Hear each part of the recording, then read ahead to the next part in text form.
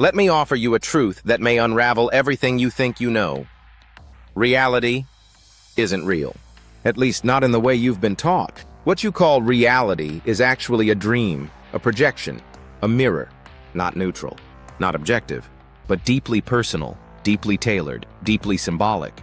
Your life, your circumstances, your patterns, your triggers, they are not happening to you. They are happening through you, from the inside out. You are not living in the world. You are living in your own frequency. Your beliefs are the lens. Your emotions are the paintbrush. Your expectations are the film strip. And your subconscious identity? That's the projector. Everything you experience is the reflection of what you've allowed, suppressed, avoided, or believed. Every person you meet is a mirror. Every challenge you face is a reflection. Every repeated pattern is feedback. And once you understand that, you stop asking, "Why is this happening to me?" and start asking, "What is this showing me about myself?" Because here's the deeper truth. There is no out there. There is only in here, reflected outward and dressed up as people, events, wins, and losses. You're not a passive observer. You're a creative force inside a malleable dream. And the moment you shift your internal vibration, the outer world must reorganize to match it. This reality is not real. It's symbolic, energetic, architectural. And what makes it even wilder is this. This isn't your first time here. That voice inside you, the one that just knows, the one that recognizes truth before it's explained, that's not imagination. That's memory. You are ancient, wiser than your schooling, older than your name. You've been here before, many times, in different faces, different stories, but the same awareness. This is why certain truths hit different, why synchronicities follow you, why you're drawn to the mysteries most people avoid. You didn't come here to fit in. You came here to wake up, to evolve, to remember. You see, this life, this matrix, this reality, isn't the beginning. It might not even be the middle. In fact, what if you already died? What if birth was your transition into the afterlife? Think about it. You wake up here not knowing where you came from. You forget your past. You're surrounded by symbolism, numbers, dreams, glitches, deja vu. You encounter challenge after challenge that seems almost designed. That's not a mistake. That's not chaos. That's a simulation.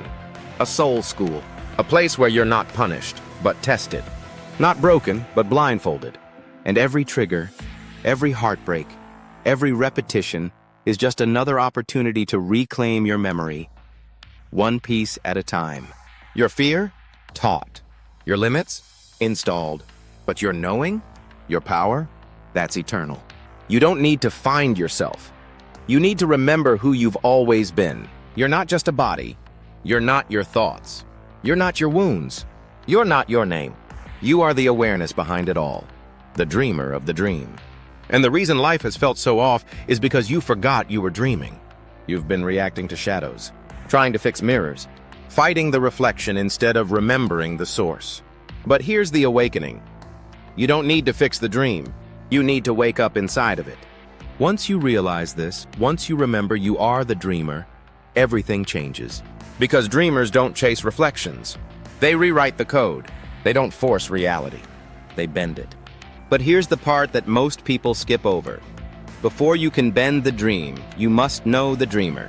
Before you master reality, you must master the self. Before you can shift the world, you have to navigate your inner one, beyond the five senses. This is the true initiation, not learning new ideas, but unlearning false ones, not adding more beliefs, but removing the blindfold. Because there is a structure to this existence.